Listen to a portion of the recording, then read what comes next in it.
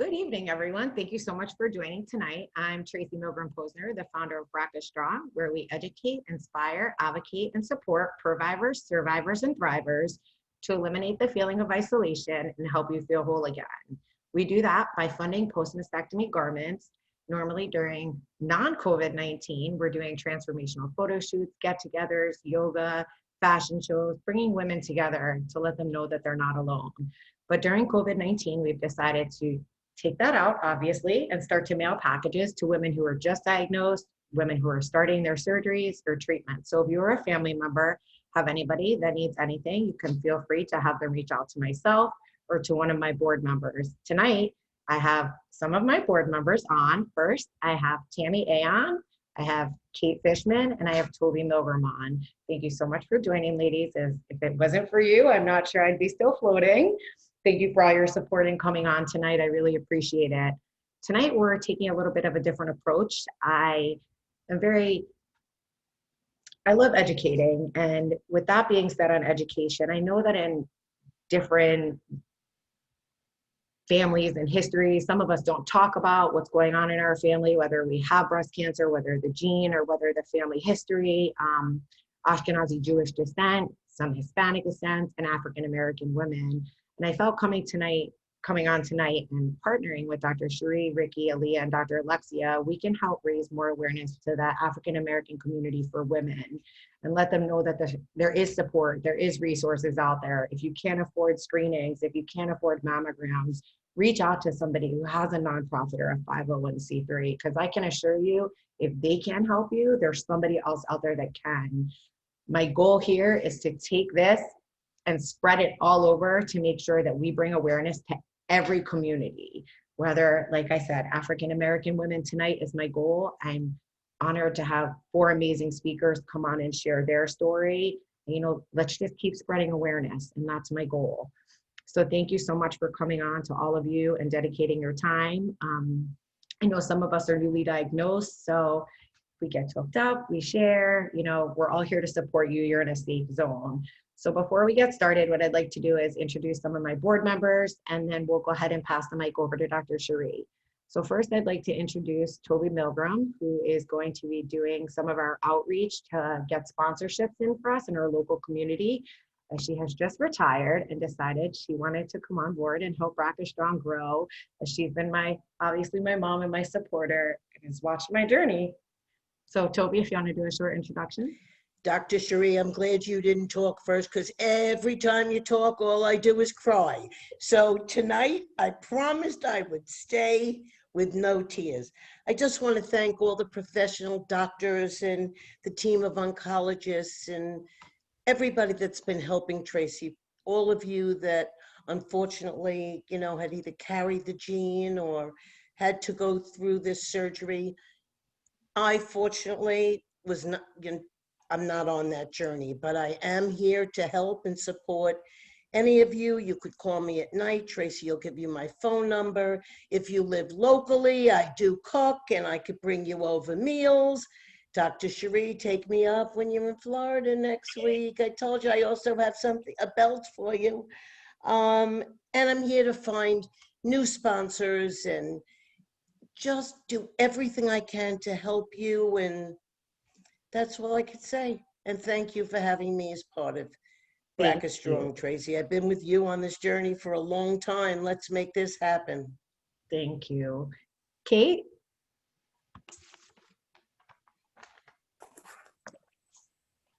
Hi, everyone. I'm Kate. I found BRCA Strong 2 years ago, and Tracy's helped me so much through my journey. So I'm helping her find new people. And that's it. Thank you, Kate. Tammy? Hi, everybody. I'm Tammy Aon. I am BRCA1 positive, single mom, and I actually found BRCA Strong through Kate when I was perusing all of the Facebook and everything in the middle of the night, totally freaked out and trying to figure out what to do with my life. I'm a 2-time ovarian cancer survivor and had a bilateral mastectomy with latissimus dorsi flap reconstruction, and BRCA Strong has truly been a saving grace in my life. And Kate and Tracy and her mom are incredible. And I mean, just everybody is amazing. So very grateful for this organization and really happy to be here with all of you.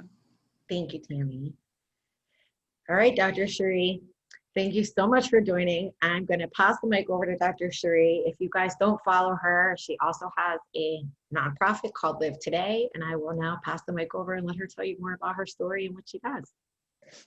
Well, good evening, everyone. I'm Dr. Cherie. I have known Tracy for a few years now, and I thank God for him bringing her into my life. I'm just going to share a very small snippet of my story because there's many of us on this call, and we want to allow time for Q&A at the end. But pretty much, I was born and raised on the south side of Chicago. I've wanted to be a doctor ever since I was 2 years old. That's where I set my mind, that's where I set my goal, and that's what I did.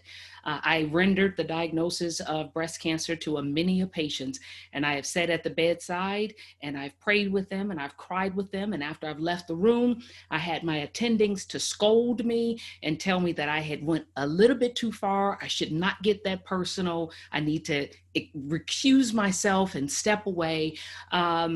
But I never let that stop me because that's not the kind of God I serve. And I got into this field because I wanted to be a blessing. And I know that if I share that diagnosis and someone says, oh, God, help me, or they even mention it, that's my opportunity to get in there because laying hands on individuals, God has a way of providing healing, whether or not it is a physical healing, it may just be an emotional or spiritual one. So I never allowed those attendings to discourage me from making it a personal impact for me when I had to render that diagnosis.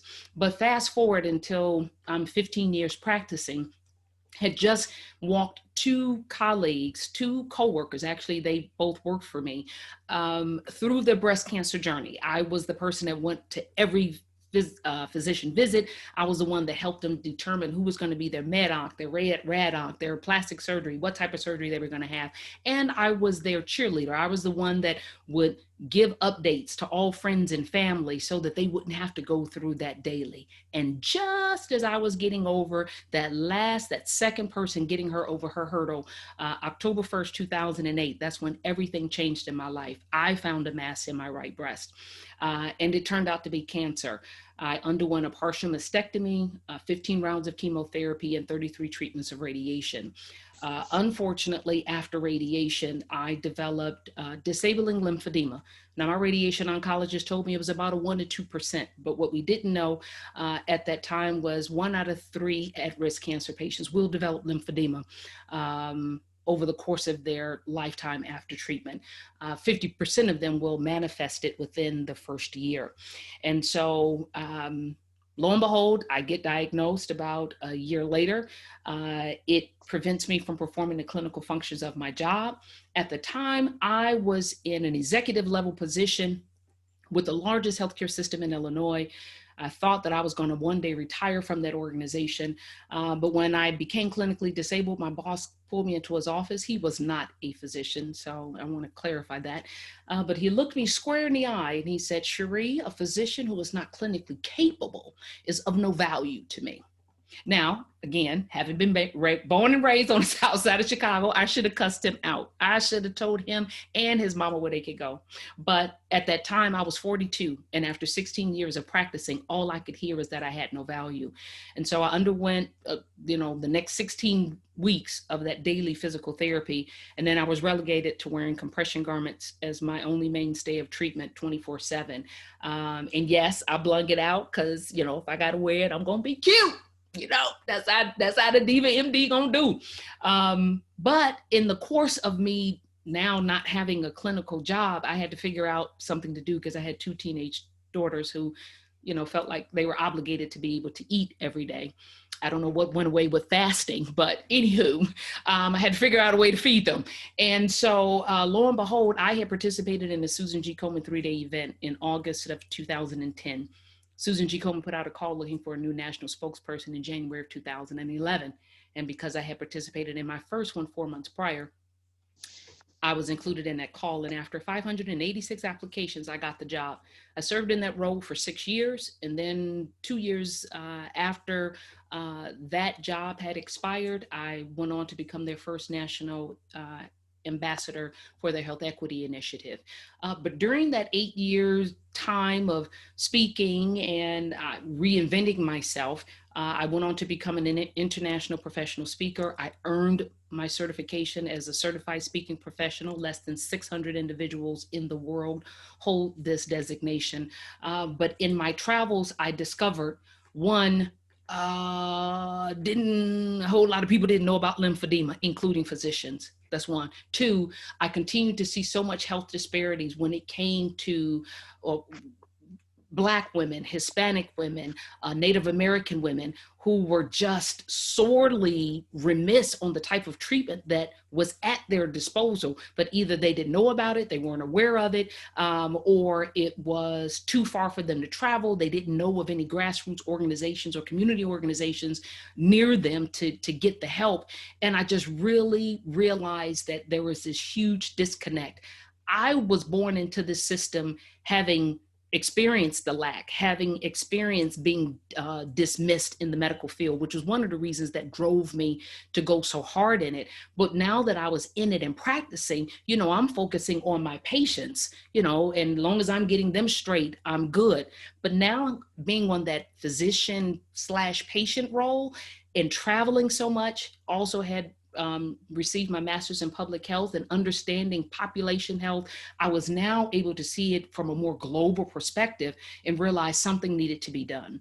And so I decided that I was going to focus. Everybody knows me as a breast cancer advocate and champion, right? But I realized that there was something even more remiss when it came to lymphedema. So not only are we not getting what we need when it comes to breast cancer diagnosis and treatment, but when it came to lymphedema, oh my Lord, it was so many minorities out there walking around with big, huge arms and extremities and just thought it was just some swelling. They were told, well, it was just some swelling. Thank God you survived. Yes, we do thank God that we survived. We're happy to be a survivor, but it doesn't mean that it makes living with lymphedema that less atrocious to our physical, spiritual, and emotional well-being. We have new finances that we have to deal with buying compression garments. We got to buy new clothes because we got one fat arm and one regular size arm. We deal with this whole psychosocial sexual intimacy fear, and because you're walking around with a big extremity. And so if you think that the divide when it comes to health equity is large when it comes to breast cancer, and double that when it comes to lymphedema. And what I felt was horrible was that we could survive and live with this improvement in treatment from individuals no longer necessarily dying as quickly as they had before from breast cancer. But where was the concern for our survivorship? Where was the concern for the making sure that we had an excellent quality of life and that our morbidity was reduced? And so I decided to form the Live Today Foundation with three main goals. One, I educate physicians and other healthcare practitioners on how to properly diagnose lymphedema and stop telling patients that it is just some swelling, because it's not. It's one disease caused another disease, and it's a lifelong chronic one that has no cure now. We can get past 5 years and be considered cured, but once you get lymphedema, you always have it. And so I educate them on how to properly diagnose it. I also educate them on the other psychosocial impacts of lymphedema, because until a physician knows what a patient goes through, they don't know what additional resources to make sure that patient has so that they don't have to suffer as greatly as they would have had they not had access to the proper resources. I educate lay individuals on the importance of treatment. Don't just think that it's just some swelling, because it is not. You get infected in a lymphatic extremity and it's not appropriately addressed, you can become septic and you can die. So it's not something to play with. And then number 3, realizing that the minority population is sorely under-resourced, sorely either uninsured or underinsured. We provide free compression garments to any cancer patient, survivor living with any form of cancer. We provide them with free compression garments if they have lymphedema. But I am super excited to announce that Live Today has formed a partnership with a company called ImpediMed that has a device capable of detecting lymphedema so early onset that it can be preventable. Yes. And so Lymphedema, yes, they have a machine that can measure the intracellular and extracellular fluid and be able to detect it before it becomes clinically evident. If you catch it before it becomes clinically evident, you can treat it with some simple at-home care, meaning wearing a compression garment for 4 to 6 weeks and completely bypass you ever having to have chronic disabling lymphedema like me. So I'm super excited that we have forged this partnership. It was actually announced October 1st, and you're going to be seeing my face hopefully popping up in a whole bunch of ads, because we're really working together to try to get this lymphedema prevention program out to as many institutions as we possibly can. And you guys know on this call, you know, I'm really trying to drive it home to the communities that need it the most. Hello. And communities that look and sound like me. Not that I'm not going to get the other communities, but you know, I got to push a little bit more, because health disparities is there. And I really want to achieve that health equity. I really want to narrow down that divide. And so I'm super excited. Someone mentioned that there was a interview or some type of story about lymphedema on CBS. I'm just wondering if that had anything to do with ImpediMed, but I love the fact that it's in the freaking news now. Yay, yay. So that's Dr. Cherie. Guys, I thank God I am here. The reason why I have lived today, and then after I say this, I'm gonna be done, is because after my diagnosis, when I was in that middle period of trying to figure out what I was gonna do with my life, because I spent my entire life studying for, practicing, treating, being a doctor. I didn't know how to be anything else.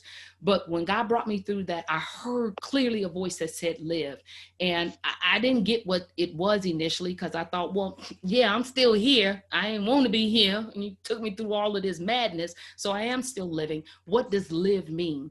And shortly thereafter, it began to unfold. And live for me means to love yourself and others, inspire those around you, voice your dreams and ambitions, and finally enjoy life. So I'm here today working with BRCA Strong because I want everyone to choose to live today and every day. Thank you so much, Dr. Cherie. Beautifully said. Thank you for coming on and sharing your story. No matter how many times I hear it, I still get the goosebumps every time. My pleasure, sweetheart. So what we're gonna do is we'll go on to Ricky. You wanna go next?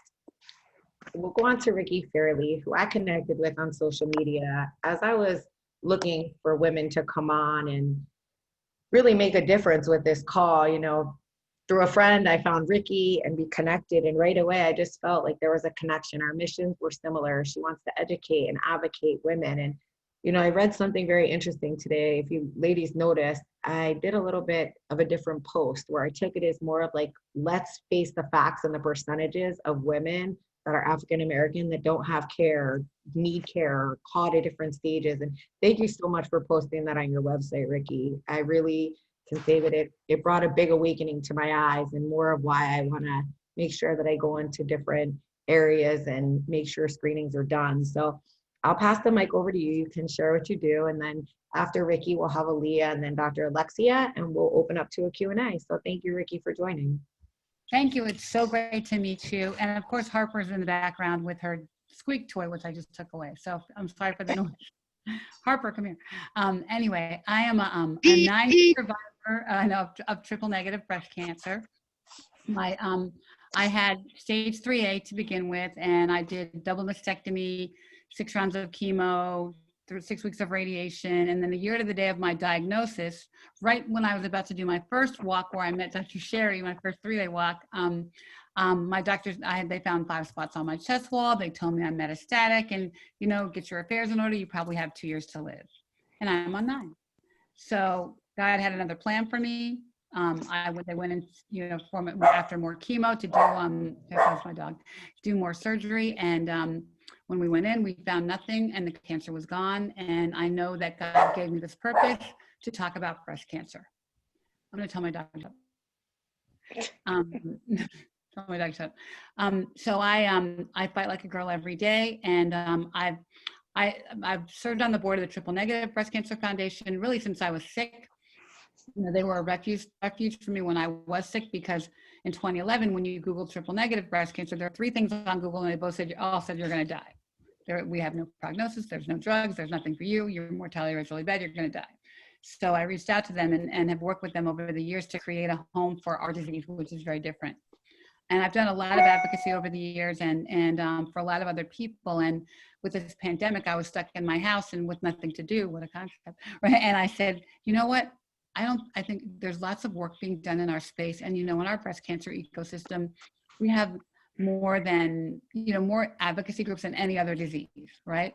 And I know everybody's working really hard and we can all go home at night, pat ourselves on the back and say, you did a good job today. You gave a hug, you found a drug, you took somebody to chemo, you did whatever was in your lane. But Black women are dying at a 42% higher rate. Why is that? Black women under 35 get breast cancer at twice the rate and die at 3 times the rate. So the 40-year-old mammogram, mandate doesn't work for Black women. And so despite all the work that we're doing and all the good work happening, that's a huge problem. And I don't feel like it's being solved. And, I'm a marketing person by trade. I grew up in brand management. And to me, you can message anything to get the right result. I spent a lot of years telling people to drink Coke and gave them diabetes and obesity and all that, and cavities or whatever. So, I learned how to, manipulate perceptions, right? That's what marketing is. I just say that, and so is advocacy in a lot of ways. It's educating and changing perceptions. So I said, there's got to be something going on with the messaging that's not working to help us figure this out. And 20 years ago, the AIDS community went after pharma with a vengeance. They said, we're dying. We don't really know why. Fix it, right? Fix our disease. And so they did. They fixed it. Magic Johnson still alive. AIDS is a chronic disease now. People don't die of it. So why can't you do the same thing with breast cancer? And I really believe that Black breast cancer is a different, distinctive disease. We have a different disease. And I believe that there are a lot of psychosocial factors that make it different, but there's really biological and physiological things that are different about us. And we just don't know what they are because we haven't studied them. We don't participate in research, right? So I want to figure out that science.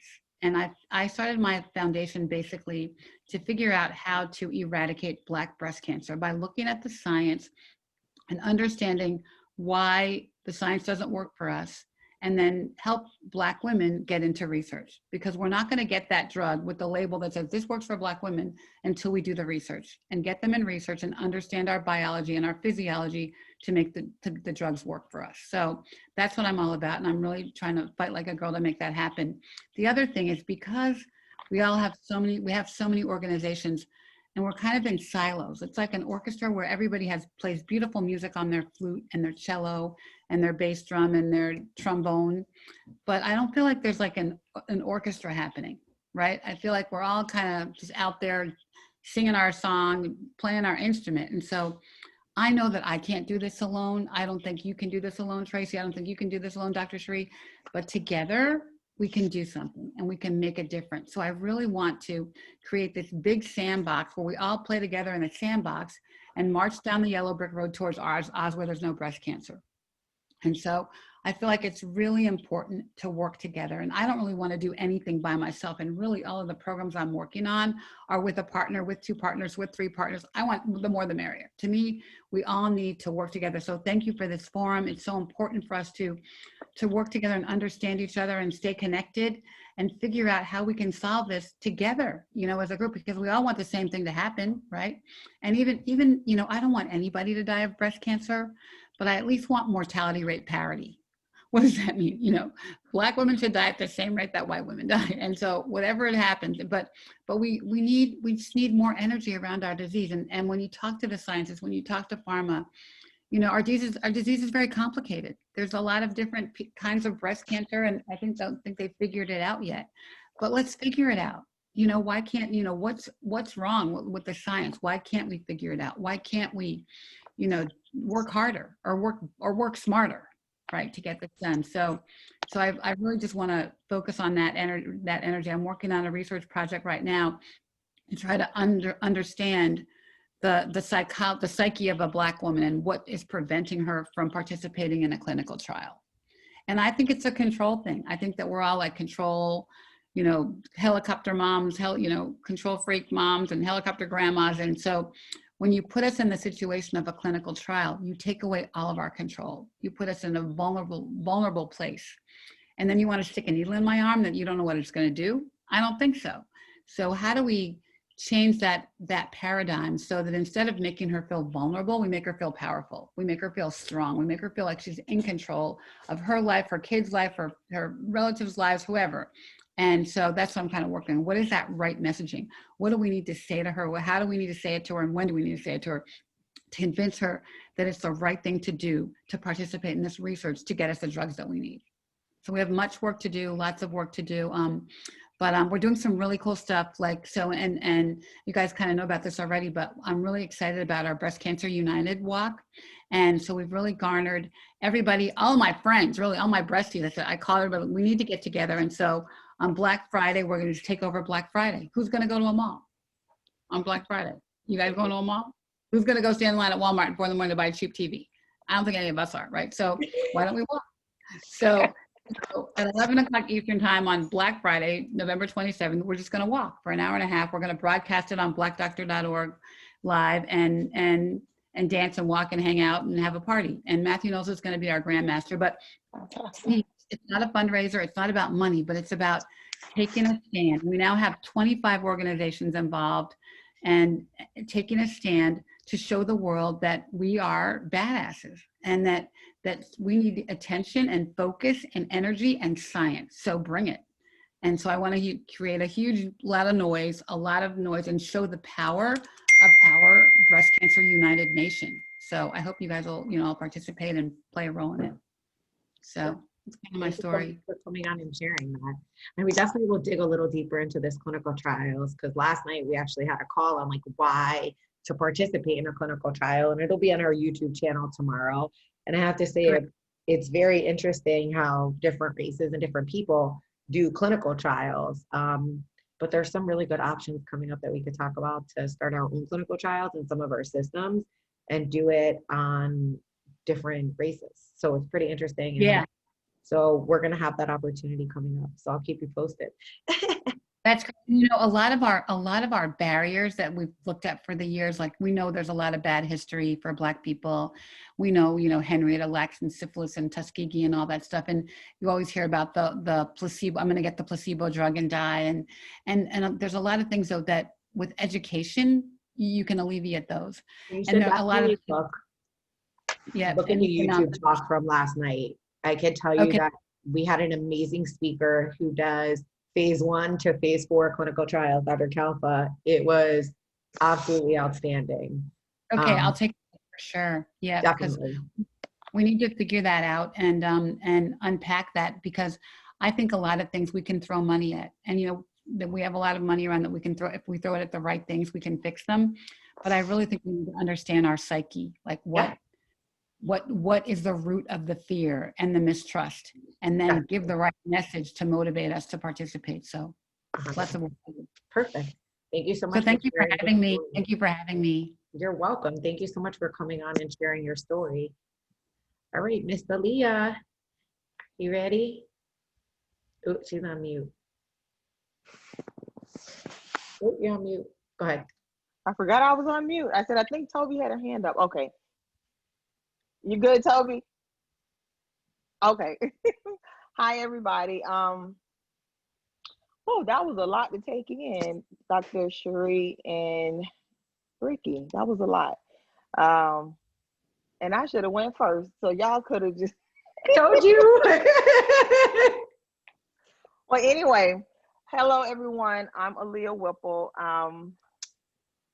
Where do I start? So I am currently in transition in my breast cancer journey. I am moving into survivorship from the stance of just finishing up chemotherapy. I was diagnosed with triple negative breast cancer earlier this year, January. Now, I have a disclaimer. I have cognitive malfunction, which we all call chemo brain. So when I make pauses, I'm trying to get my thoughts to connect with my words to come out of my mouth, okay? So that's my disclaimer, so bear with me. But I promise you I'm very smart and intelligent and all that good stuff. So yeah, so my breast cancer journey started with my diagnosis this year. However, last year, 2019, a year to the month I was diagnosed with breast cancer, I learned that I carried the BRCA2 gene mutation.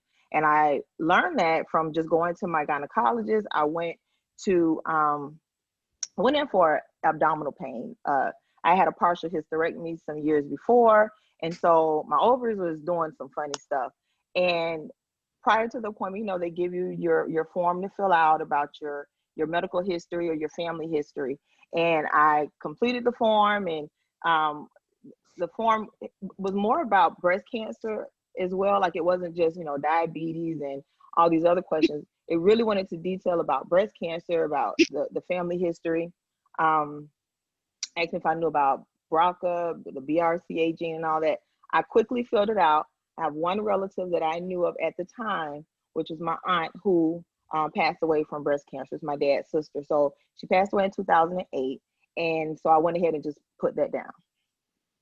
Fast forward, when I went inside with the doctor, she noticed, she said, well, you know, because you have a family history with breast cancer, we would like to know if you want to be tested. And didn't know anything about BRCA. She didn't go into any real details.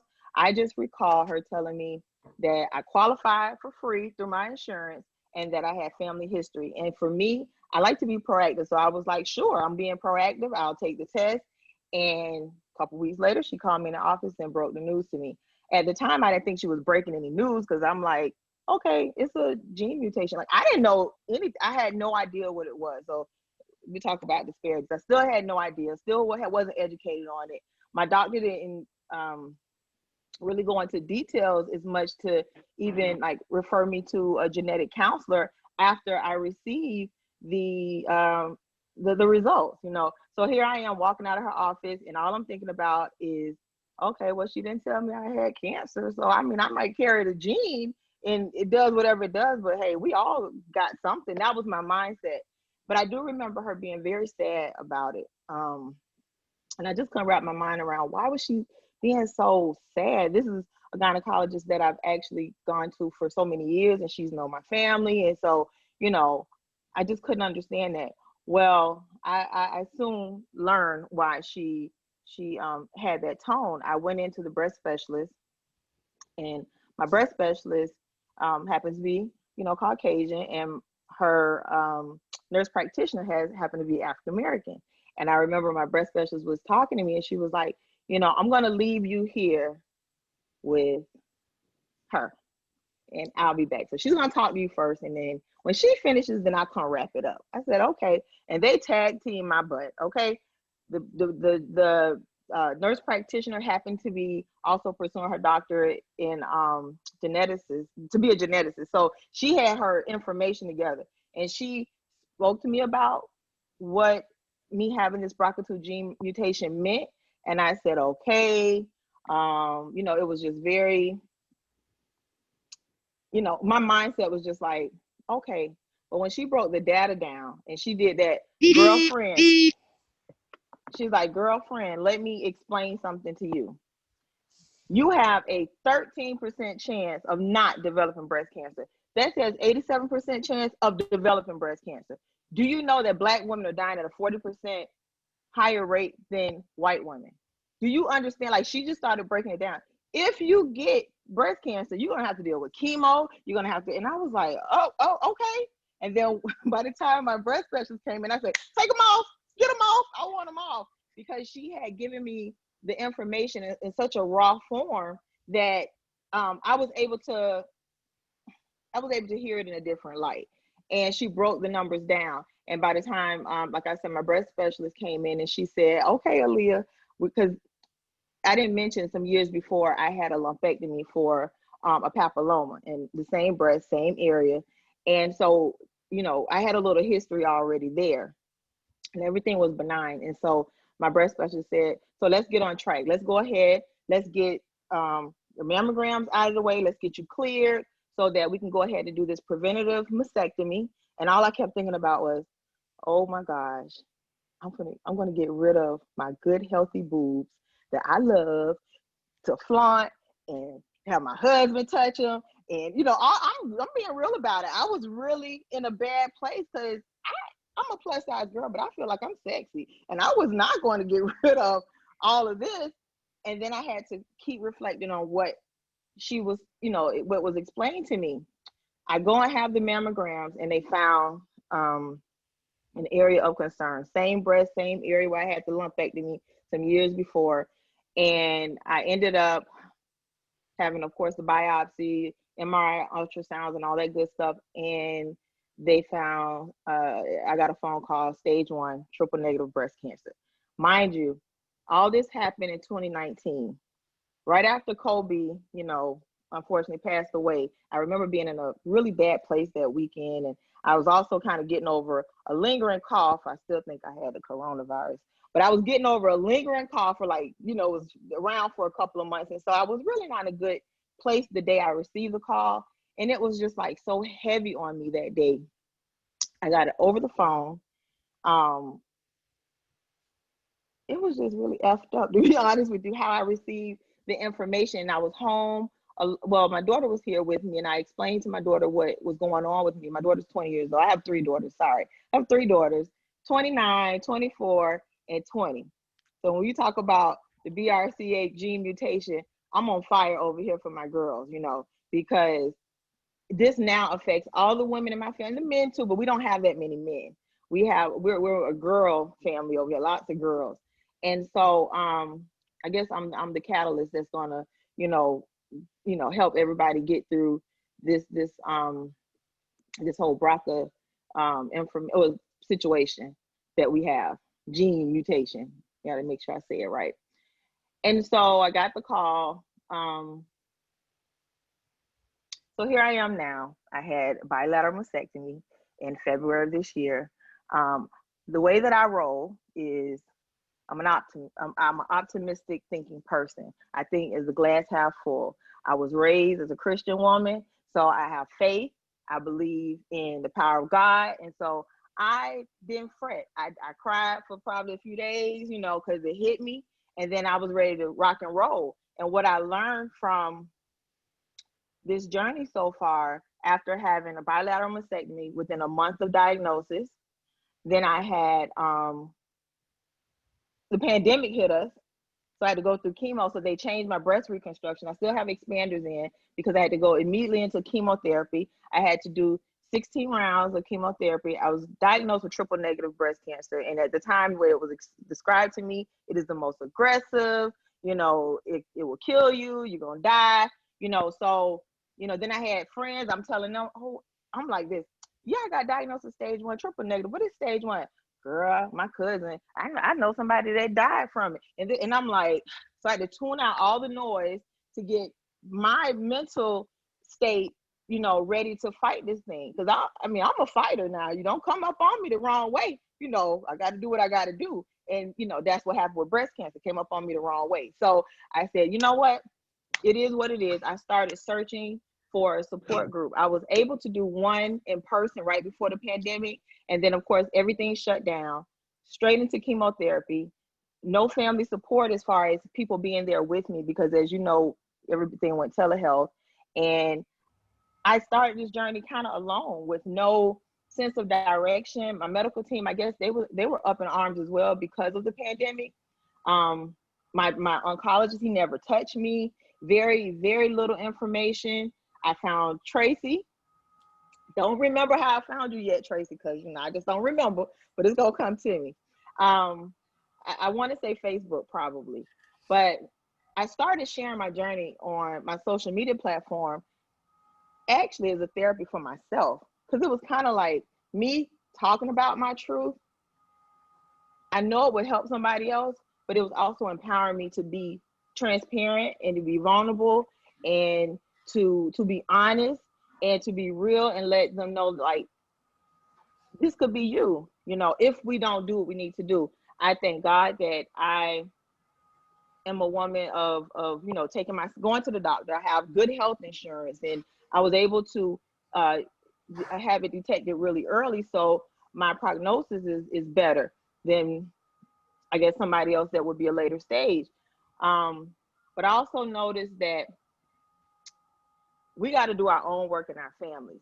That was a big thing for me because, like I said, I have an aunt, my Aunt Vanessa.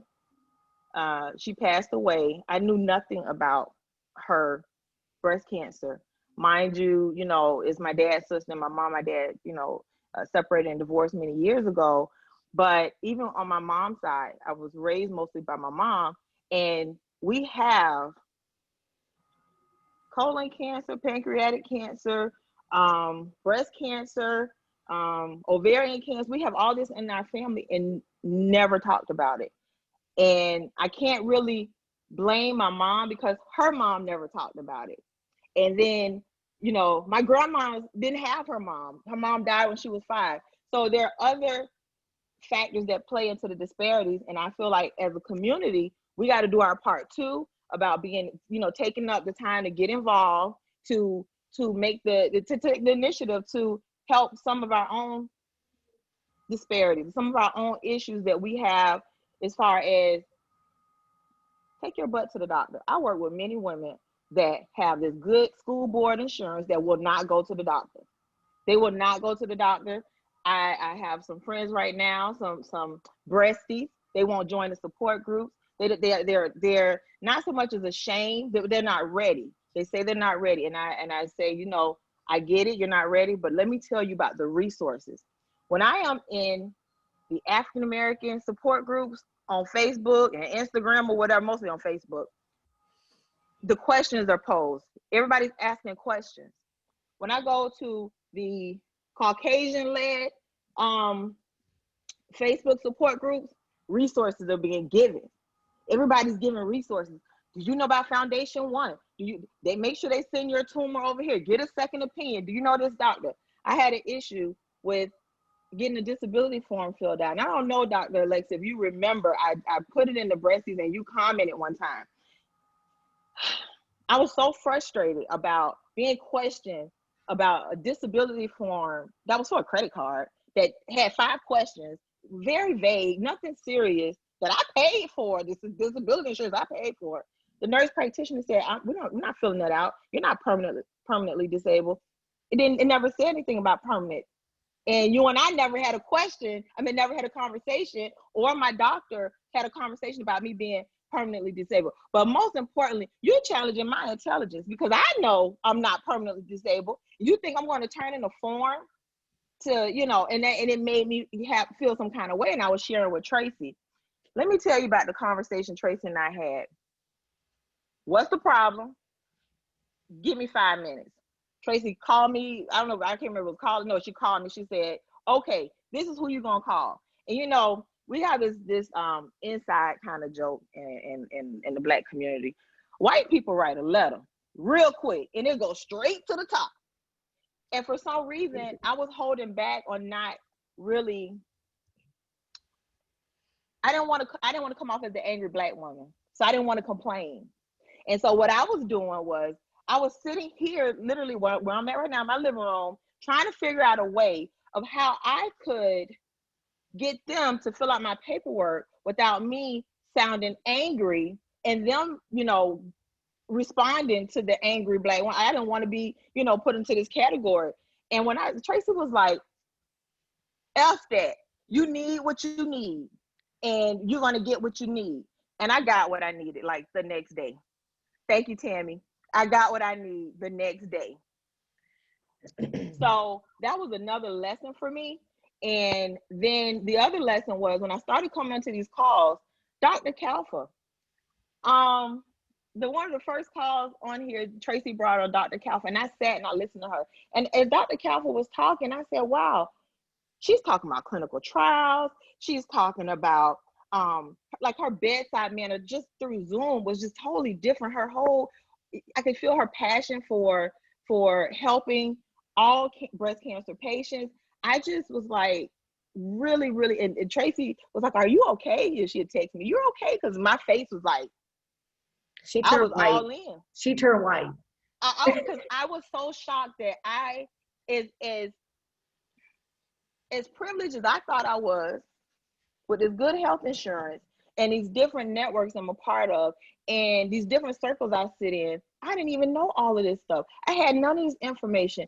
that should have been brought to me. I had not had genetic testing. A whole year had gone by. I mean, genetic counseling. A whole year had gone by. No genetic counseling to help me understand about my BRCA2 mutation.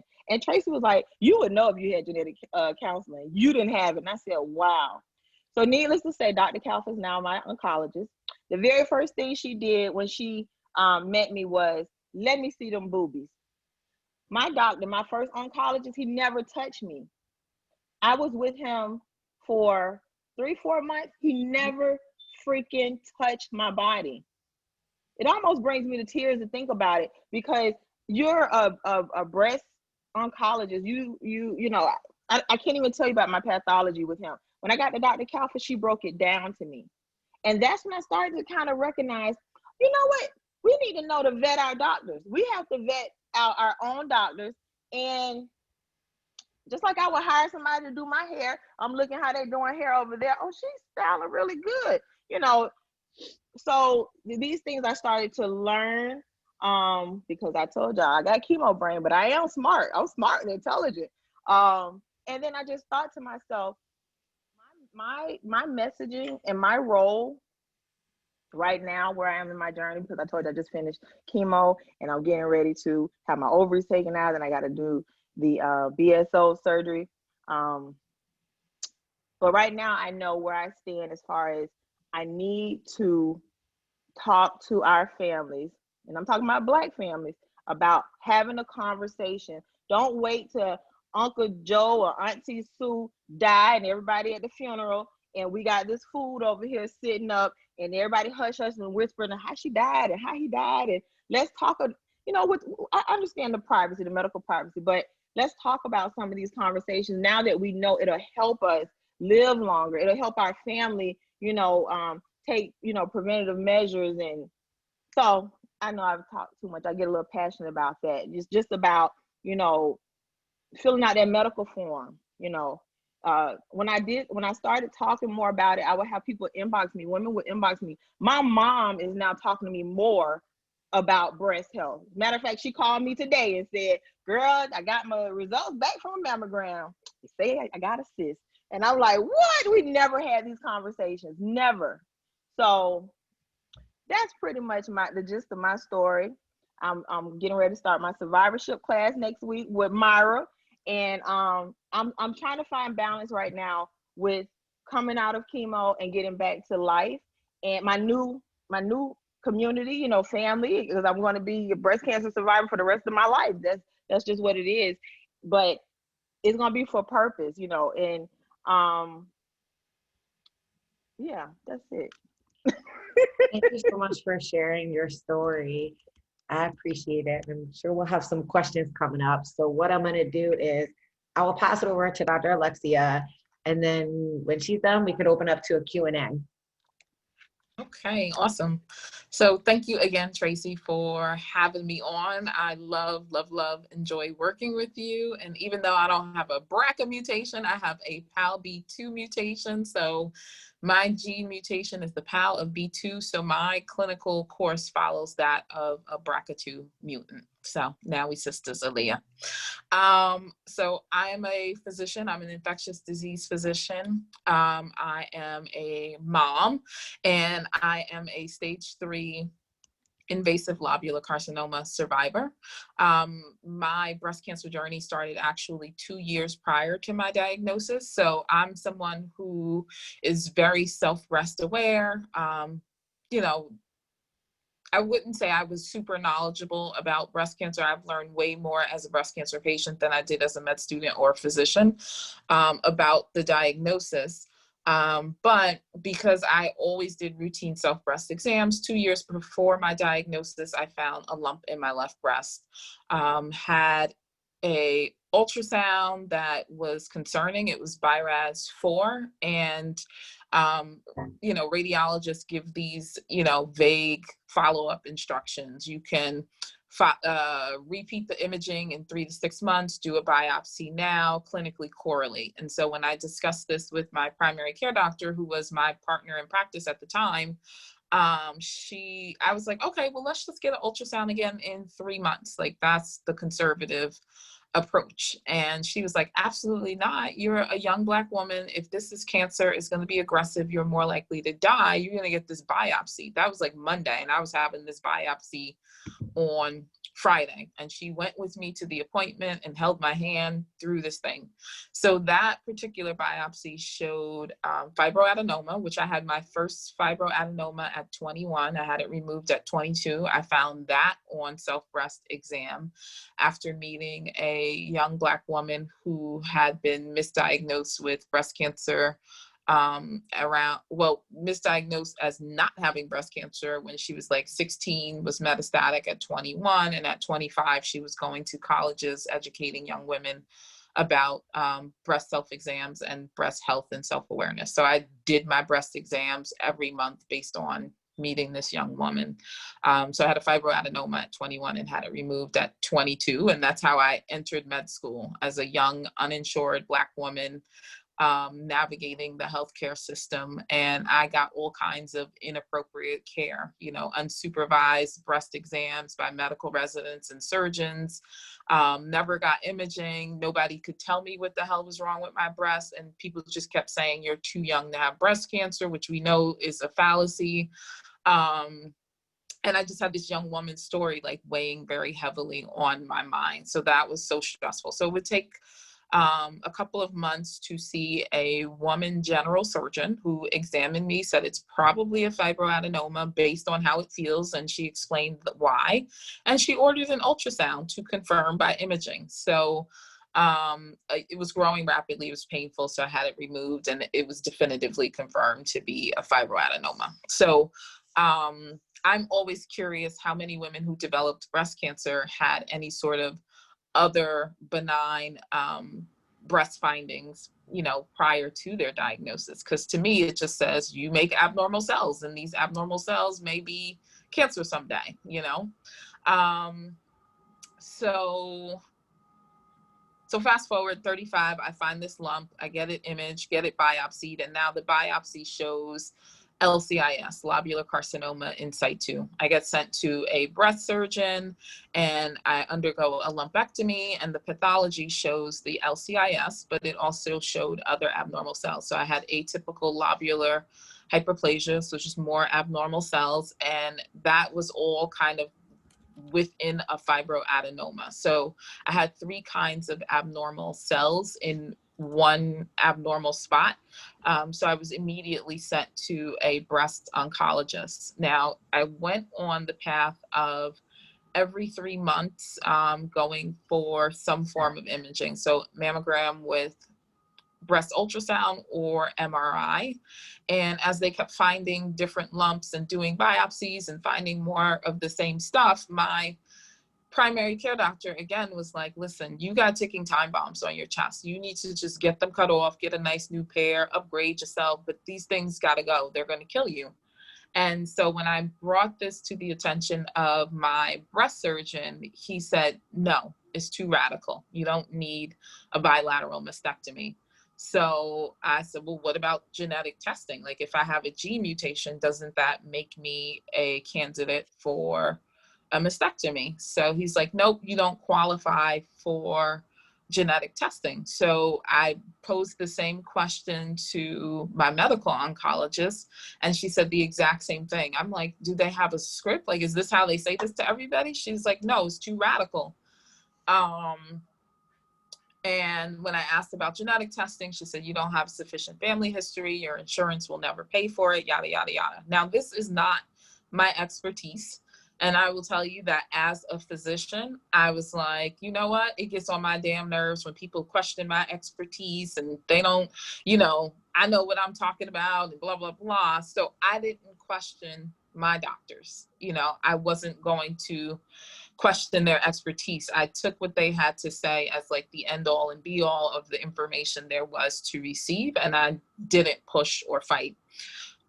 So 2 years into the constant cycle of imaging, biopsy, imaging, surgery, I had a mammogram and a breast ultrasound, and they were fine. They were unremarkable. I got them done on February 28th of 2018. I saw my breast surgeon in early March of that year, and he examined my breasts. And by now, my breasts are asymmetric because I had been put on tamoxifen to try to decrease the risk of breast cancer. I had lost weight to try to decrease my risk of breast cancer, and I had been chopped up so much. I had two completely asymmetric boobs. Like one was like a cup and a half smaller than the other. So, saw my breast surgeon. He examined me. He didn't feel anything on exam. I hadn't felt anything on self breast exam, but I was fatigued, and I never told him that. And I was, and I mean, like extremely fatigued, like post chemo, exhausted, fatigue, coming home, going to bed at 6 o'clock. And I had just this dull ache in my right breast. I kind of didn't notice it if I was busy, but if I was sitting quietly typing notes or before I would go to bed at night, I would notice this breast pain. And, you know, people don't ask you about that. And so I just wasn't present until after I had my diagnosis, like how relevant all these symptoms were. I was just like, I didn't feel a lump, and I had always felt a lump, so I thought I was fine. So my surgeon examines me, we go over the imaging, and he says, all right, let's get an MRI in 6 months. And, you know, he's like, we'll go get the paperwork, we'll get you, you know, set up with your next appointment, and I'll see you again in 3 months. But they had shifted me from every 3 months imaging to every 6 months imaging, trying to like spare me repeated imaging, repeated biopsies, etc. Because every time anybody saw anything, they wanted to put a needle in it because, again, I'm so high risk. So my breast surgeon comes back. I'm not even dressed. I'm like still squeezing back into my shirt or whatever. And he was like, you know what? Your last imaging was 6 months ago, and I just want to compare oranges to oranges. Let's just get the MRI now. He, you know, even though I had the mammogram and ultrasound just, you know, 2 weeks prior. So I go get the MRI, and the MRI has a big old mass. Like I was like barely a B cup, and, you know, picture like a clementine just sitting in the outside the lateral aspect of my right breast. And the crazy part about that is that my major issues had always been in the left breast, even dating back to when I was 21, 22. And, you know, now I had this big giant mass over here in Grace because I named my boobs. So the left one was Frankenstein. The right one was Grace because she was nice. She wasn't causing me too much trouble. And, you know, Frankie was over there all chopped up and had lots of sutures and suture lines and all that stuff. So anyway, I got an MRI guided biopsy. I was diagnosed based on that biopsy with invasive lobular carcinoma. My diagnosis after I had bilateral mastectomies, because of course it was like, get them both off my chest. I don't want them. They gotta go. So pathology revealed that I also had a stage 1 cancer on the left that was not picked up by the ultrasound, the mammogram, or the breast MRI. So it was like, I'm one of those folks, like if things can go wrong, they will go wrong. So, you know, I had this breast cancer that went undetected by all the ways in which you can image it on the left side, and then only diagnosed on the right by MRI. And I didn't have a small tumor. My tumor was 9.5 centimeters in this little, you know, handful, barely a B cup breast that was left over after everything else that they had been through. So I had right axillary lymph node dissection. 9 of my 15 lymph nodes that were removed were positive. I got lymphedema, and I started experiencing symptoms of lymphedema like 3 to 4 weeks post-op. Now, formally, they can't call it lymphedema, I think, for 3 months, but I started having that weird, gnawing, sharp pain and heaviness in my arm long before I ever had swelling. I had a lot of cording, and my lymphedema got exacerbated to the point where I should be in 24/7 compression after I had radiation. So my treatment was adriamycin, cyclophosphamide, carboplatin, and Taxol. I had to do dose dense chemo because I have ethnic neutropenia. So Black folks or people of African descent are more likely to have low white blood cell counts.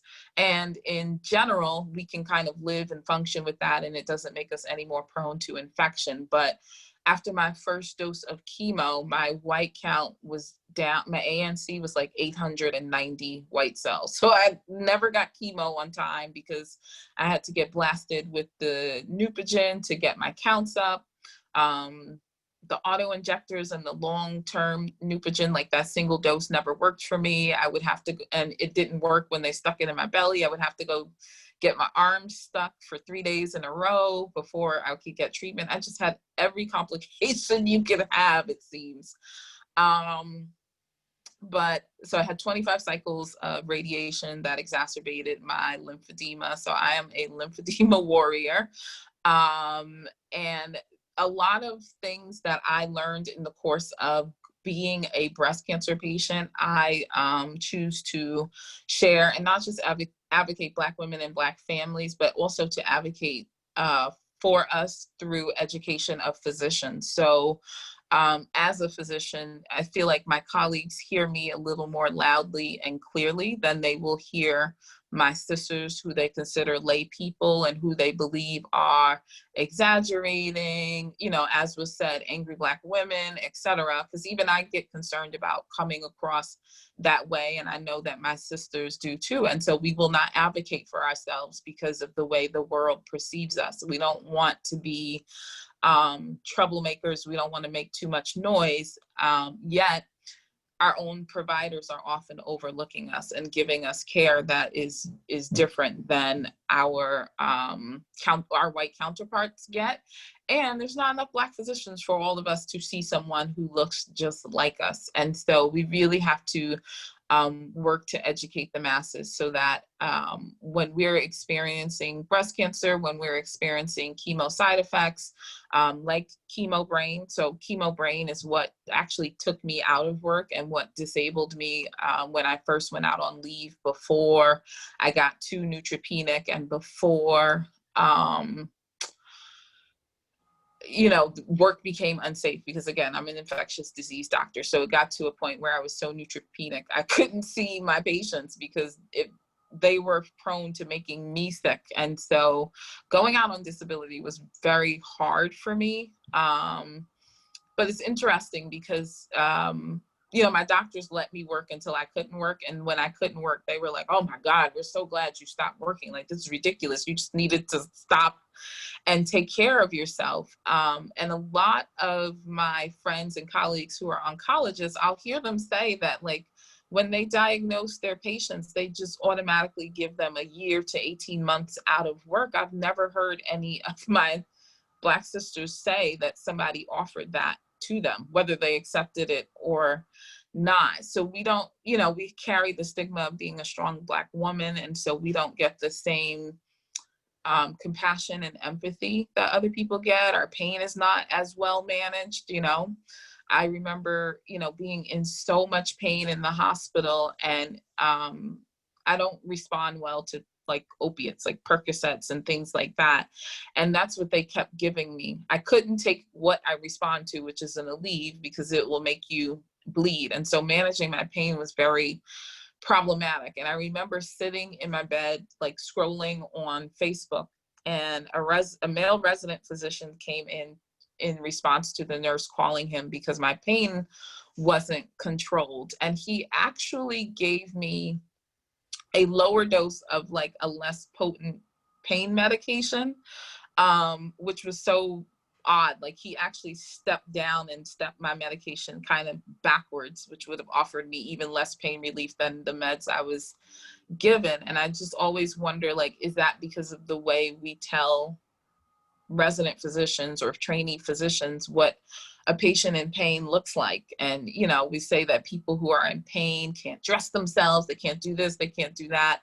And it's just so many things. Like, as Black people, we get dressed up to go to the doctor. We go in our Sunday best. We're not gonna, you know, look a certain way. We're not gonna look like we need help. And yet we're taught as physicians that people in pain don't bother to put on makeup or get dressed neatly. They're, you know, they would be writhing in the fetal position, and we don't show up like that. So it's so important for us to understand those nuances and differences about how we present. It's important for, you know, organizations like yours, Tracy, to understand there's so many levels and layers, and I could go on forever, but we got to get off this call eventually. So that when you are advocating, you're advocating for everyone, you know? So thank you so much for letting me share what I've shared. I look forward to the questions that everyone has to ask. I'm so grateful for all of the panelists who shared their stories and just shared so much of themselves with us. Aaliyah, I'm glad that you're talking with your family about things. You know, that's a thing in our culture and our communities too.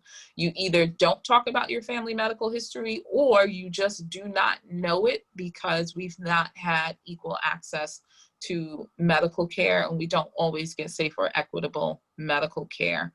And so we have to make our families aware of that, and we have to make our doctors aware of that. You can't deny me genetic testing because I don't have a family history. We don't know. My family 2 generations ago didn't have access to healthcare. They didn't deliver babies in the hospital. You know, my great grandmother lived in the same home, birthed her children in the home, and died in the same damn house too. Who was going to tell us how she died, you know? So, so it's all of those things that we have to take into consideration. And, you know, in speaking to a group of physicians and oncology providers at MD Anderson, New York Presbyterian, and I'm sorry, Chemo Brain won't let me remember the 3rd hospital, you know, I said to them, you know, for all of the providers who told me it was too radical to have a mastectomy, how can you say something is too radical if you're taking care of a patient who is most likely to die, more likely to have a higher mortality or morbidity, who's more likely to have an aggressive cancer at a younger age? How can anything be too radical? How can anything be denied or not fought for with the insurance company? And so we just have to be mindful of that when we are talking about Black women and when we're talking about our breast cancer diagnoses. I definitely have to agree. And, you know, obviously, as I'm the founder and run this organization, it has really tonight blown my mind on the percentages and the misinformation out there. So one thing that I do want to take away from this is we're our biggest advocates. Knowledge is power. The more knowledge we have, obviously, the more we know. But knowing this and being the founder of this organization, we kind of got to take the next step. And I think that next step being, you know, there's, like Ricky said, right? African-American women don't want to join clinical trials. Why not? You know, to help other women. I think that maybe as a whole group, and I know a lot of you guys will support me in this, like come together. And as Aaliyah said, you know, Dr. Kalfa's been her physician now, right? Let's talk to Dr. Kalfa. Let's get Baptist involved. Let's get some African-American women trials going on. The clinical trial world is so big, right? So we know that there's such a difference versus white people to African-American women. Why is there not being a change? What can we do to make a difference? So from our voices heard tonight, I know that I always take something to the next level. Tonight's call is going to go up the chain of command because Ashkenazi Jewish women, African-American women, no rate should ever be that high. Forget, you know, the BRCA gene, right? 1994, BRCA gene was discovered. Nobody knew anything. 10 years later, nobody still knew anything. But you have African-American women who are dying at a higher percentage, not getting the care and the education. What's the next level? Do we need mammogram events? Do we need to host more events? Forget COVID-19. What can we do? Can we go to churches? Can we go knock on doors? Let's go. You need a mammogram? You can't afford it? Here's your funding. You know, the Women's Care Act by Wasserman Schultz was approved for women to get funding for mammograms. So we need, and I know Tammy's heavily involved in government affairs and obviously is one of our board members. Tammy, from this conversation tonight, I can tell you that I definitely want to get Congresswoman Wasserman Schultz, Ted Deutsch. I want to have this conversation heard loud and clear by everybody. And I can guarantee you that our video that I'm recording right now will go up the chain of command, because no woman should ever have to suffer that. And I have one thing to say, and I will pass it over to Aaliyah. I met Aaliyah several months ago and have watched her fight through her journey. She gives me goosebumps. She brings tears to my eyes. She has grown so much and has shared so much of her story. And I've watched her fight the battle. Whether I talk to her on the phone, whether I text her, it kills me to know that 40% of African-American women have a higher rate.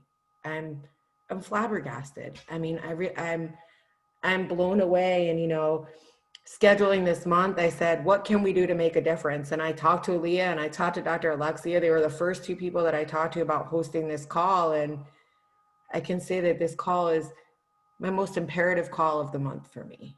It was a really big awakening.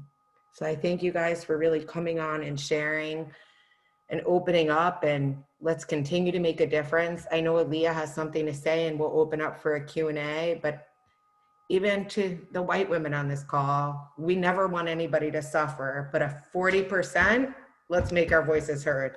If you guys want to send me clips, you want to send me video clips, I promise you, Tammy might kill me that I'm adding another job to her, but we're going to let this be heard. And I just, you. if you need assistance getting access, or you know somebody that does not have access to that free mammogram through the Women's Care Act, I do government affairs for a living. Contact me and I will make it happen. So 100%. we've got it. We got it. Yeah, absolutely. Go ahead, Aaliyah. Sorry, I was over here burning up, girl. So when you said, you asked the question, you was like, what can we do? You know, we know that the disparities have been around, not just in the health, you know, arena, not just in the breast cancer, across the board. Invite us to the table. You know, when you get an opportunity, bring your African-American friend, sister, neighbor, social media person. It's just, you know, reach out and invite us. Okay, I see you have a platform. You're talking about breast cancer. There are no African-American women on the platform. There are no Black women here. We need to get, you know, somebody to represent a woman of color, somebody to represent Black, Latino, you know, just bring someone from every ethnic background here. Like I learned about the Ashkenazi, and I always have to say it slow to make sure I say it right, but the Ashkenazi Jewish background. I just learned about that. And then recently I learned that when they started studying the BRCA gene mutation, that was the group that they studied, not the African-American group. So when when Ricky was talking about us having a different possible genetic trigger, you know, for breast cancer that could be causing us to go at a high rate, like we needed them to study our group as well, and then the other groups. But yeah, what you can do, open up the conversations. We want to talk about it. And invite us to the table, you know. And then, you know, like they say, knowledge is power. So if you see you have an opportunity, but you don't see your sister, your Black sister, or your Latino sister, or any other woman of color not in the room, tell them, wait a minute, I'm not working with you guys because you haven't brought them in the room. You know, that's just going to help a part of the problem. We know there are other, you know. So that was my little 2 cents. That was it. But, you know, speaking of that, think about it. Like if you bring, so maybe in January when we re-kick off, because November we have a couple calls, but December we closing down for a little bit. We'll still be here for support, but we're going to revamp and relaunch. But kicking off January, you know, maybe we want to do like another call like this with maybe just Aaliyah and Dr. Alexia, you two, and everybody has to bring a friend, you know, bring a friend to the table, share the event with your friend, like make it where we can do giveaways, we can do little things, but give information where it's imperative and they're coming back and actually learning. Because like you said, you could talk to your sister at the table, right? She might say whatever, but that sister might tell somebody else, and that's who's gonna make the impact. So just sharing it and doing like a round table or doing something that's similar just to continue to educate. And, you know, I have no problem. We are super diverse in this group. A matter of fact, the more diversity, the better off you are, is how I feel. I have all different colors, races, everything in our group, because I do. feel like everybody has a different something going on, right? Like I learned about PALP2 from Dr. Alexia. Now I'm educated on the gene. Right, It right. Well, tells Tracy, me you've something. done that. You by doing what you did tonight is bringing one of your, or in this case, four of your African American sisters, friends, to the table so that we can share our stories. And then, you know, because everybody has an audience, right? I'm going to attract a certain group to come in. You're going to attract a certain group to come in. And what happens is it just creates a domino effect of information being shared. You know, I came in to Brock Strong because I was inquisitive about finding out about, you know, what is this BRCA gene? There was nothing else out there for me to find, you know, and I surely don't hear about get information in my community. I haven't heard anything. So now that I'm getting it from you, guess what I'm doing? I'm going to take it back and I'm going to share. And I have been doing it, you know. So when I say, you know, it's kind of like allyship, you know, just being an ally and coming together. And you did that tonight, you know. But I think that it needs to be done more often than not. And I see there's some organizations right now that are also doing it with the non-Black clinicians. They're having them pull up a seat, like, come on in the room and hear these, you know, African American patients or these women of color patients who are saying this is how they're being treated. This is, you know, their experiences, to make them more aware. And then they may have to go, because, you know, here go the educator in me. They may have to go all the way back to the classroom at the medical school and open up the conversation there. Because a lot of, you know, when they get out of college and they start medical school, Dr. Alexa don't come for me when I say this, but, you know, they're thinking about that fat paycheck as a doctor, what they're aspiring to. Not everybody, but because I know, you know, people are really going because they want to be a doctor, they want to help people. But I know too, you know, when I was in college, I was thinking about what my career was going to be or how much money I was going to make, you know. So, but when you're working with people and you're providing these type of services, and I feel God has given all of us special intelligence. It's like I could not be a medical doctor. That wasn't my that's not my ministry. That was not my calling. If you ask me to help you decorate or you know, help you with some plants and all of that, or some homework, Buy some I can do that. shoes. Buy some shoes, go shopping. That might Decorate be your house. Yeah, that might be in my ministry. Redo your pool. We need it all. You know, but Pool party in January at your house. right. So no, when I say God has given us these intelligence, that's how we come together as a community, so we can all help each other and we can take care of each other. All right, I'm coming now off my soapbox now, and I'm done. So what I want to just do wanna- is go ahead, Tammy. I just wanted to add something really quickly on one of the things, like I said, I do government affairs and I'm a member of the Broward Black Lives Matter Alliance. I'm very involved. I worked in advocacy for a long time.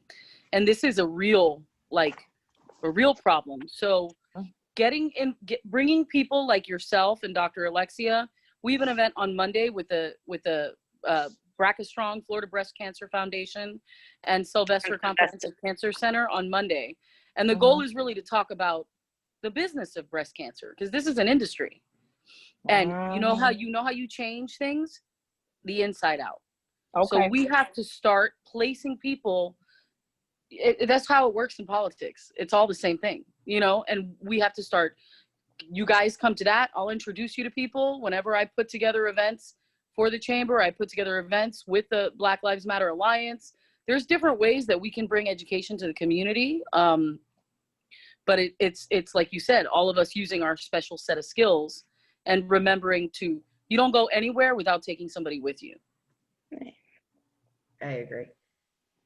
So what I'd like to do is open up, Ricky had to run. So what I'm going to do is Aaliyah and Dr. Alexia are on. So I want to open up for questions. So if anybody has any questions, you can raise your hand or you can unmute yourself and feel free. I see Dr. Lucette has her hand up. We can start with her. Yeah, thank you so much. It was an awesome discussion, and as I'm hearing you all talk about, you know, the health disparities as far as medical care, I'm also thinking, I mean, I see that as a psychologist in terms of the mental health care. And I worked in a clinic with chronic pain patients, and I was also doing the cancer center. And I can count on one hand the number of Black women that I've seen in my sessions. But I know that they were highly represented, you know, in treatment rooms. And when I've worked with women, like Black women, there was a sense of hopelessness of like, well, you know, I'm in pain every day of my life. What are you going to do about it? And like they're also hearing about their providers not listening to them or kind of dismissing their pain as like just like, you know. And I could see that their complaints were not treated, you know, as they would if they had been white. So, you know, I think there's also collective responsibility as well. I mean, I strongly feel that I have a responsibility as well as a white provider to advocate for, you know, for Black women the way I advocate for all my patients. So, I mean, I don't know that I have a question as much as I have, you know, a comment to make, but I would love to talk to some of you, Alaya and Dr. Alexi, if you're open to it, about, you know, how can I also have conversation with you on Instagram or other platforms about how to discuss the mental health care component, and, you know, what are some of the barriers to seeking help from a psychologist, and how can we help you as a profession to also meet your psychological needs? And I'm sorry, I feel that I can talk because it feels very emotional, but yeah, I appreciate you and sharing your stories. Yeah, we're less likely to be referred by our providers for mental health services. And, you know, there's a stigma in our community about receiving mental health services. I think it's getting a lot better now in more recent years as far as the community stigma. But, you know, again, it's still carrying the weight of being a strong Black woman. And a Black woman is not going to come and tell you that they are depressed. They may tell you that they're stressed, they're overwhelmed, you know, and usually it has to do something around like productivity or not being productive, but we're not going to come tell you that we're depressed. Like the lack of productivity or the dissatisfaction with how we're performing is how we're going to complain about our depression, because that's where it's affecting us. Yes. Or our anxiety or any other mood disturbances. And then when it comes to pain management, right, if a lot of providers will talk about the emotional component of pain with Black women, but will not offer them like management of the physical pain concurrent with trying to get them enrolled in mental health services. So if you're not meeting like my physical pain need, regardless of where you think it's coming from, how can I trust you? You know, so women feel like they're being dismissed as it relates to their pain. And believe it or not, 50% of medical students and resident physicians believe that Black people can tolerate more pain than our white counterparts. And we're all humans, so obviously that isn't true, but the medical education is fucked up. And I'm going to say it like that because there's not a better way to say it. I used to transcribe the lectures as like one of my jobs in med school. And you will hear in lectures the way they speak about minority populations. And, you know, people, when they're talking about a Latina woman in pain or who's anxious about her child, they will say she's in status Hispanicus, like as if she's being ridiculous because her infant is sick, or like she's being, you know, so out of control or so extra when she is having labor pains. We don't have language for white women or white people around these things. You know, there's the angry Black woman, or, oh, she's a drama queen, or, oh, you know, the care that we get sometimes is so insensitive, it's unbelievable. You know, I've had providers just like switch up their language and start using slang they don't ordinarily use speaking to me. And I'm like, what are you talking about? You know, like just speak to me like a person. You don't have to speak in this stereotypical way to communicate with me. That's not how I personally speak, you know?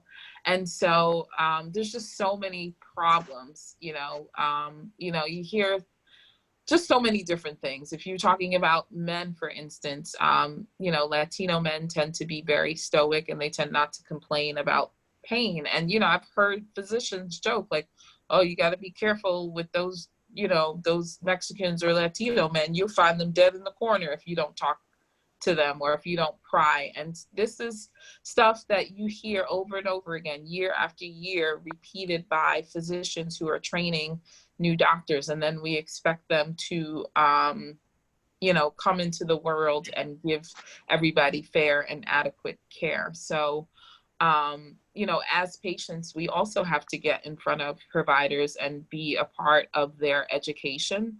And, you know, just use our voices, use our communities, use our organizations, our advocacy to really nip this stuff in the bud, you know. And, you know, right now, just because of where the world is in terms of race relations and people's eyes are open and people's ears and hearts are listening, it's a, you know, we're striking while the iron is hot. Thank you. And I just want to say from the patient perspective,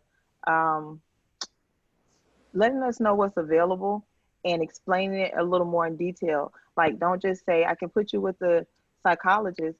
Everybody doesn't know what a psychologist's purpose is for, you know. So go into a little more detail and say, you know, you may want to go to this psychologist because they can help you with this if you're experiencing this. Even if the patient don't say, well, hey, I feel depressed or I feel like I need, you know, some extra help, or because they may be ashamed. There are some things Dr. Lou said that you can't control that comes just from us culturally, like not wanting to open up and talk to you. And all you could do is what you can do by listening, being genuine, and offering whatever services you have, whatever you can do, noticing certain behaviors like Dr. Alexa mentioned, and telling us what's available. When I was diagnosed, I was put with a nurse navigator, and the nurse navigator gave me a folder. Imagine how overwhelmed I was mentally just receiving a breast cancer diagnosis, my husband to the left, my mom to the right, my daughter's there, and everybody walked out like, say what? Like question mark on their forehead. And I came home and I opened the folder, and it was like my first day of school, all my paperwork that the teacher gave me to have my mama fill out so I could take it back. That's what it felt like. And I just sat there and I read everything. And, you know, integrative medicine, what is that? You know, like there's just, I just feel like when you onboard a breast cancer patient, you need to speak in a way that the most uneducated person, or the I don't want to use the word ignorant, I'll just say lack of understanding, would be able to understand and have that. And this is something you can share with your colleagues. Are we really explaining things thoroughly to our patients? Or are we trying to just, you know, when they do complain about depression, are we just giving them some Compazine or whatever medicine, you know, just to, you know, ease their mind and appease them? You know, are we really helping them? Now, I will tell you this, after I finished chemo, I didn't know what was next. I was like, what's next? And I jumped the gun a little bit because I'm a planner with this. You know, I was like, I'm trying to get back on track. And but I feel like, although Dr. Kalfa, she was ready for me for what's next, but I feel like I should have been told after treatment, the day of treatment, when I rang that bell, Aaliyah, the next thing that's going to happen is your doctor's going to contact you about survivorship. You're going to be helped. Like, you're going to feel you may or may not feel the chemo medicine in your body for the next 2 to 3 weeks. You know, your nails may start coming off. You know, it was more so me having to report, I'm freaking out over here. My nails, my beautiful nails, were coming out. I was like, you know, so prepare us, you know, a little better. And that may be for patients all across the board. Mm-hmm. It may not even be an African-American disparity. It just may be for patients, breast cancer patients all across the board. So yeah, just to help us with some direction, and we know what's available. And like right now, I'm so excited because I'm going to be put with a sex therapist. A And proposal. getting myself back on track. And they're also putting me with a psychologist. If you over there, you and Dr. Lou said, I might have you, you know. And I'm going to get with a doctor. I don't know what they call this doctor, but to help me with my stamina, my endurance. You know, I'm actually sitting here with you guys with a blanket. I got my blanket here because my legs are swollen. You know the stuff that come with chemo, but I'm getting through it, you know. And so the reason why I'm able to smile and be happy and joke and laugh is because there's a plan in place.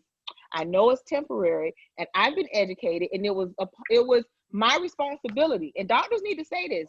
I've given you this information. Now it is your responsibility as a patient to go and do your due diligence to, you know, help yourself. And I know nobody got time for all that. I understand, but I'm just saying what could help, you know. Charlotte, you have a call. You have a question? So let's see. Hold on. You're muted. Hold on one sec. Unmute. There you go. Go ahead. Charlotte. Okay. Hi. I'm really happy that I saw this meeting, that I found this Zoom meeting, because this came right on time. Now I can't see anyone. Hello?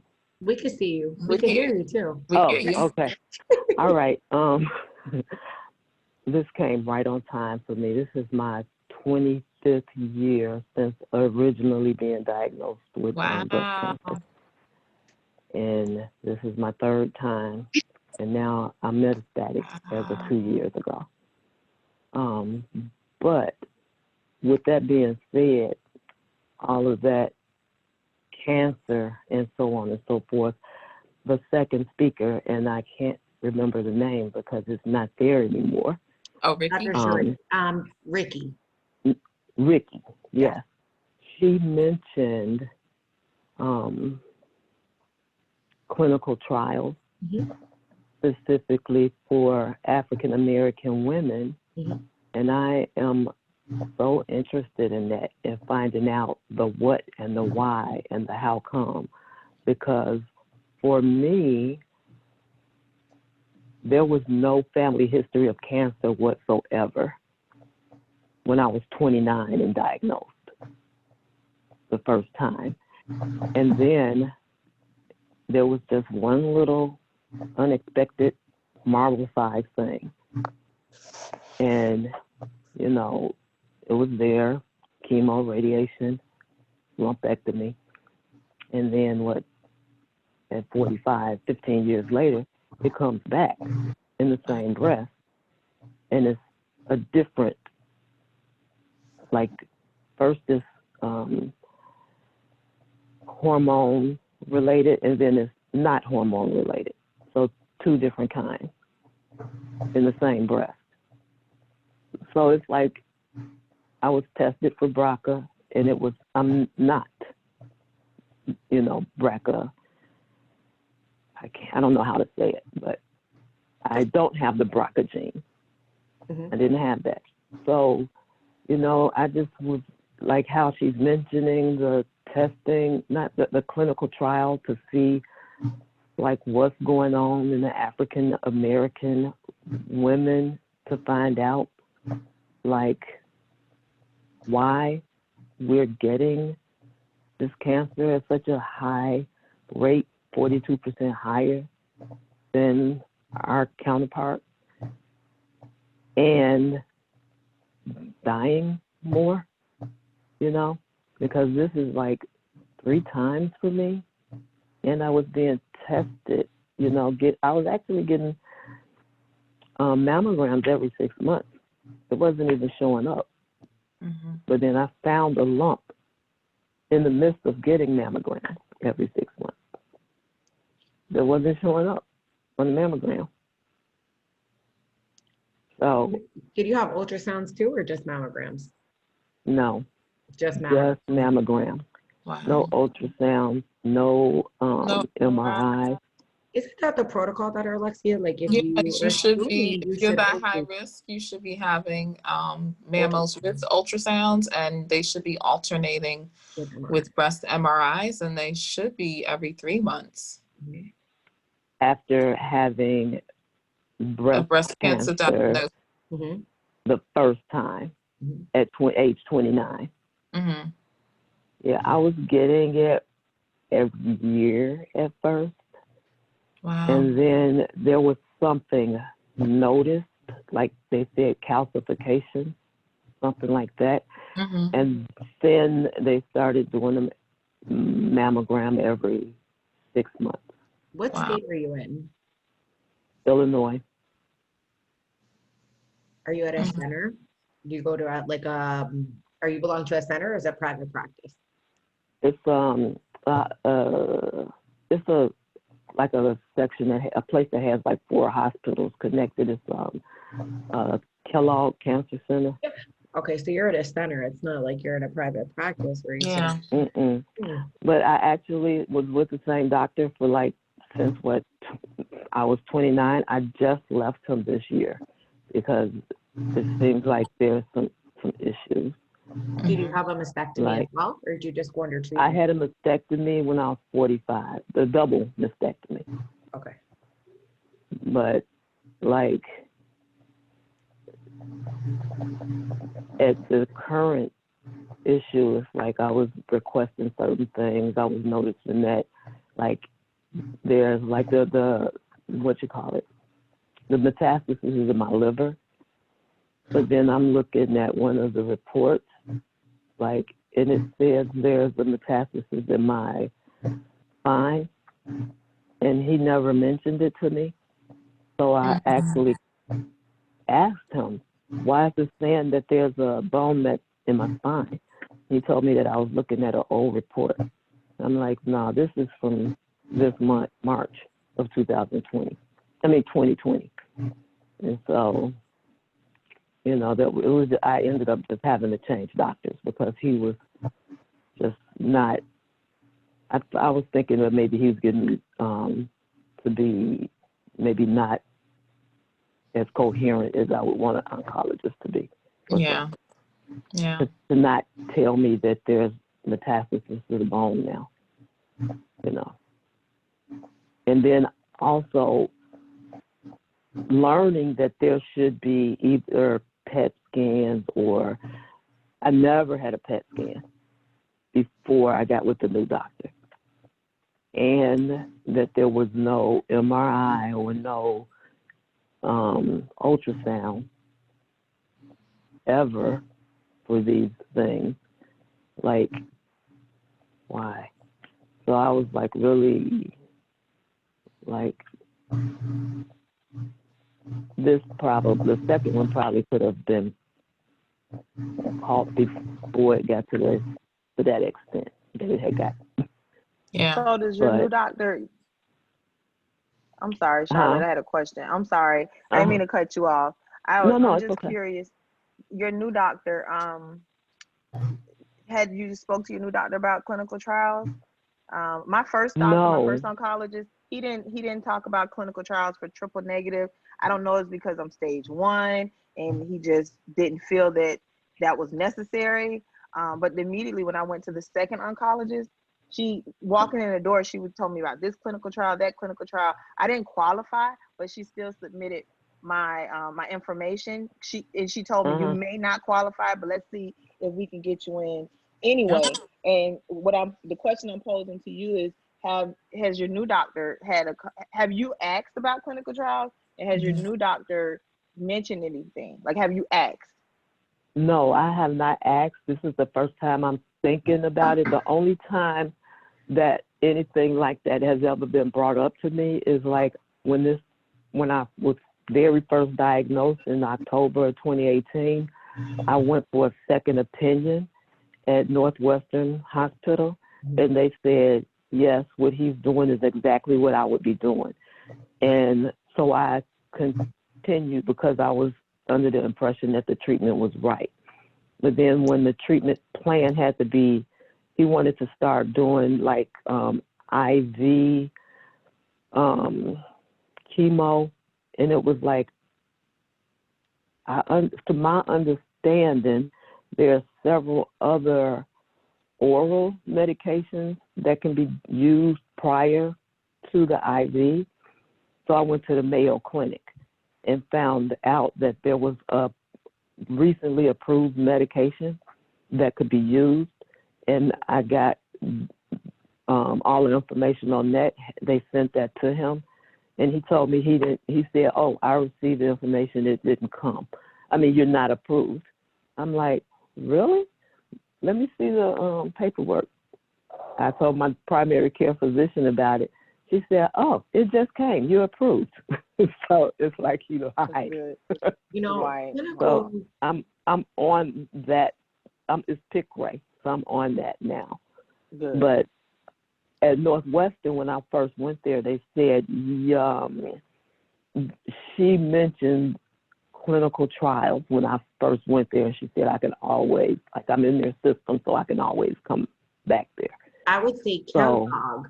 Just so you know, Kellogg and Northwestern have really big breast cancer clinical trials. Mhm. One of our other women are currently being treated there and was just offered a clinical trial for At metastatic Kellogg in Evanston or at Northwestern University Hospital? Northwestern University Hospital. That's not in Evanston. In Evanston. Yes, it Okay, is in North. I'll confirm That's, with you I if you go in want. Evanston. If you want, if you want to connect with me through Instagram or Facebook, you can find us at BRCA Strong. I Okay. will connect you with her and see how we can help you in any way, because I definitely feel like, again, if you're not educated either and you're not offered the clinical trials, sometimes people just don't know about them. And if you look on BRCA Strong's YouTube channel from last night, we did a recording with Dr. Kalfa actually on clinical trials and breast cancer, like why we need more women, like what's the reason behind it. And I can explain to you, like, I was in a clinical trial, I brought a product to market, and I know that that product can change every woman's life. So whether it's either helping us or helping somebody else, I feel like there's a huge advantage to clinical trials. And I wish that there was more education in there, because even when you go on, like, I do marketing for a clinical trial company, and like my big thing is, like, why should people participate? Why should I be that one? And last night, Dr. Kalfa really broke it down for everybody to listen to that YouTube, to hear like why it's important to participate. And maybe Dr. Alexia, if you have a second to just touch base on like clinical trials and like why they're imperative and why we need them, and why, yes, if we did one in just African-American women, it might change the world for breast cancer in African-American women, you know? Right. Yeah, so when clinical trials are done, the number one thing is efficacy, right? Does this drug or this thing that we're testing work? Does this test give us earlier detection, or, you know, whatever the case may be? But the other thing is, what are the side effects? How do people tolerate the drug? What is the toxicity? And we don't know with the mortality with breast cancer in Black women. Is it the cancer? Is it the drugs that we're being treated with? Is the cancer plus the drugs? We don't know, because we don't make up a large enough representative portion of the people in the trials to really investigate that in us. Is it lack of response to therapy? Do we metabolize the meds differently? You know, there's so much to learn. And so it's really important that we participate in clinical trials, not just for our own individual selves, but for our sisters and our brothers as a whole, who are going to experience these diagnoses and go through these treatments. You know, just like we know for BRCA2 mutants that, you know, you need to add carboplatin in for their breast cancer treatment, or for someone with an ATM gene mutation, you don't want to radiate them because that can be more harmful to that population. These things are known because of studies that have been done over time. And so, you know, who knows what the needs of Black women might be, because we're not in the trials. Part of it is also our own reluctance And Mhm. we know what our reluctance comes from, right? It comes from the Tuskegee experiment. It comes from, you know, knowing that Black women were operated and experimented on as slaves, and, you know, Yeah. under the worst of circumstances, and, you know, surgeries were invented and tested out on us without anesthesia, without pain management, Mhm. and perfected on us, and then given to white women under the best of conditions. Yeah. And so, you know, someone who doesn't look like us, who's running a clinical trial or recruiting for a clinical trial, may not understand that I need to explain to this woman or this man that, you know, now there's IRBs, or institutional review boards, that have to approve studies, and that when you get a study, when you get enrolled in something like a cancer study, you still have to be given the standard of care. You still have to be given ideal treatment, and then we may add something to see if it decreases the risk of recurrence, or if it decreases, or if it increases the time that you can live with metastatic disease, or things like that. But we don't know that. You say clinical trial, yeah, people think, like was said in the beginning of We're the talk, testing you. am I being a guinea pig, right? You know, these drugs have been tested, and now we need to see what's the long-term outcome going to be, and who gets what side effects, what group of people, because sometimes in the clinical trial, you find out this drug works great for this population of people, but not this population. We know that with Black people and high blood pressure, right?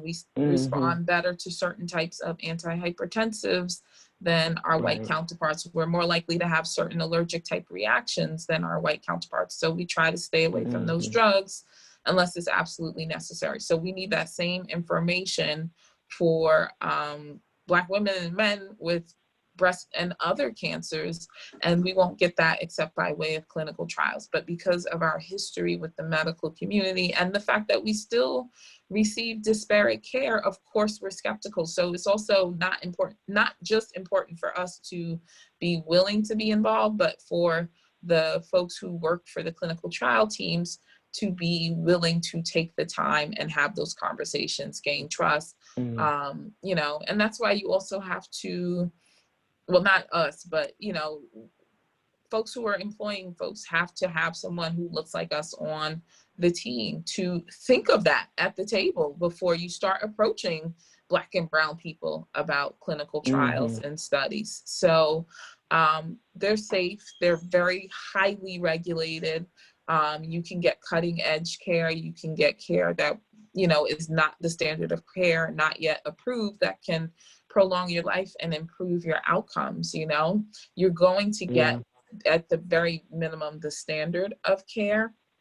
And so there's not much to lose in that regard, but people don't explain that to us when we're talking about these trials. So, you know, and just having the conversation doesn't mean you'll get accepted into the study, but I think people just run away from the conversation even. It's like, oh, you want to experiment on me? I'm not your guinea pig. I'm out, you know?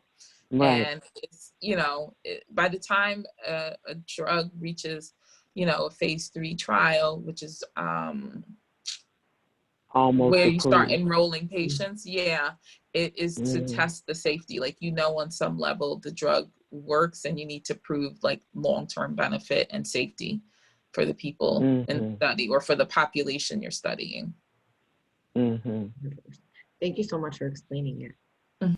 Well, what I'd like to do is thank everybody for coming on the call. I really appreciate your time and your dedication. Thank you, Aaliyah and Dr. Alexia. Again, we really appreciate you coming on and continuing to educate, and let's implement some more stuff so we can continue to make a difference, because that's what we do here.